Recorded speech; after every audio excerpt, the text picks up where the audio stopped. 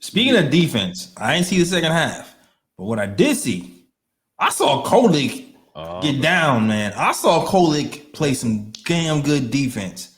First of all, played the passing lanes perfectly. I saw that. Second of all, defending the man in transition without fouling, I feel like it's one of those things where it's like reps, basketball IQ, sliding your feet, and putting your body in between yourself and the rim at the same time and doing it in warp speed. He did that perfectly, not getting the foul and causing the turnover, walling up on transition. Yeah, Kolek really impressed me defensively. And that's been the big question for him. He's like, all right, yes, he can pass the ball. I do buy the shot, but can he perform defensively? And if he keeps having defensive performances like that, it's going to be very hard to keep him off the floor because he's starting to have a little complete game. Now, he's still shorter. He's still shorter. So he's, even if he plays the positions well, he's still going to give up something at some point. But you can't really be like, yeah, he's going to be like a super net negative. You can at least be a net zero on defense and be a positive impact on offense with Kolek. Yeah, definitely. Kolek has definitely impressed me the first two games of this season. And he was impressive in this game to the point where Mike Brown was able to sit Brunson for at least a good, I think, about like 7 minutes before Brunson got back into the game in the second quarter. I mean, not only was he good offensively with ball movement and things of that nature, but he was also good defensively. And I know we've been hard on Kolek when it comes to defense, but I don't know what happened. Like all of a sudden, this man is. I don't know. I don't know if his 2K score went up on defense or something. Like, I don't know if he got. He definitely went up. I don't know what they call that point system, and his defense went up. I don't know what it is, but he's moving his feet on defense, good in transition defense. He's not being a negative on defense, and also in that second quarter as well. I mean, going into the season, we thought that having Clarkson and Kolek in the backcourt together would have been terrible defensively, but so far it hasn't been that bad with both of them in the backcourt together. So, look, if Kolek continues to play like this, that's our backup point guard. No need to go into the market and search for a backup point guard. And if Kolek and Clarkson can continue to play like that together, yeah, Brunson's going to have a lot of rest time in that second quarter. My guy probably don't even have to go in until like 3 minutes left in the second quarter or something like that. Yeah, now keep in mind, the Celtics back half of the bench ain't that much there. Ain't that much there. But still, you still have to beat the players that are in front of you. Yes. That's all you can ask the kid to do. And if he looked bad against the back half of the Celtics players, we would have trashed him. Yep. So you gotta recognize that what he did what he was supposed to do today, and another good solid game for Kolek. Not point wise, he didn't have the big points today.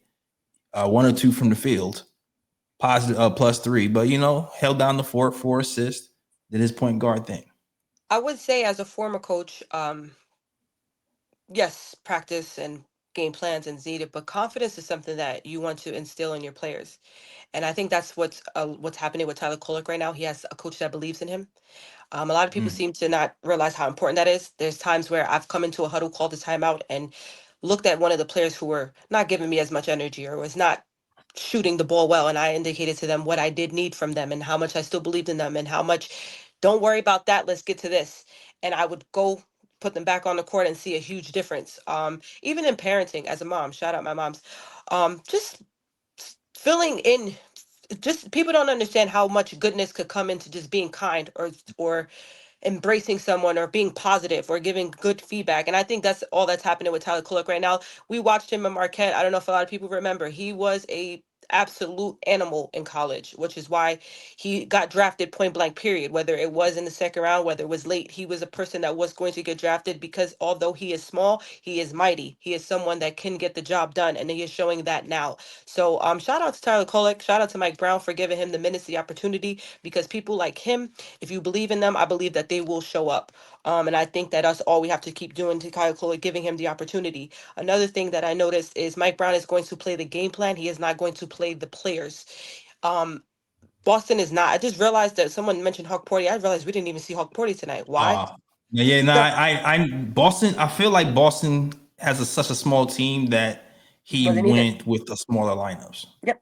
And it's nice to see that that's why Deuce started today. It's nice to see that he's going to play the game plan. He's not going to play the players, which is why we saw a lot of Tyler and more Jordan Clarkson today versus what we saw with Davison playing the last game.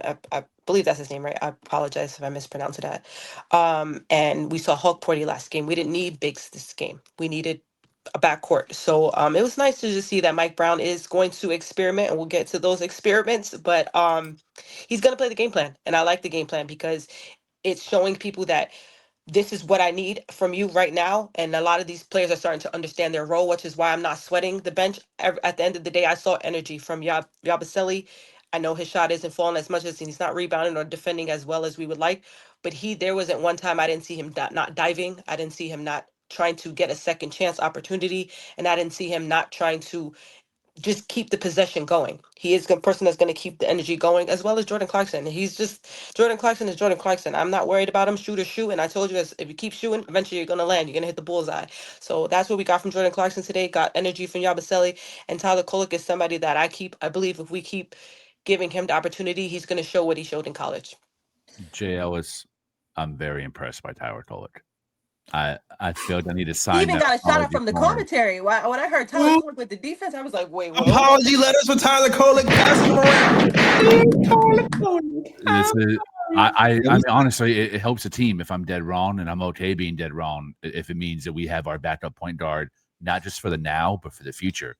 I know the kid's only 25 years old, and he has very little miles and tread on his tires either. So he seems to be someone who's sturdy. I've never heard of him getting injured to any degree. So if you can go out there and be that, what's the kid's name in Indiana? Not necessarily that player type, but that help and sustainability.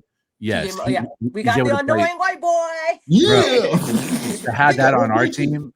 And shout out Schatz, man. In our conversation on the Substack, he taught me something I never heard of before, which is a wheel offense in basketball. I was very unfamiliar, and so I had to do my homework before I did my actual interview because it was mentioned throughout his playbook so far what Mike Brown has ran in the offense. And it's not like a strict set. It's more of like a freewheeling offense that's stabilized by nonstop cutting and screening, but it's the same cuts and the same screens over and over again, hence the term wheel. So you kind of start set a groove, not just a groove of continuity with the players you know, but in that moment, like what cuts is a defense giving you? What screens are you able to do that then free up your die in a certain area of floor? And those screens typically happen either at the rim, very low, or at the high elbow. And we saw Tyler Kolek operate out of that really efficiently, not just the reads, but attacking the basket and pulling up. That is where I was like, okay, this is a type of 3-level high IQ action that Malcolm Brogdon would have taken advantage of,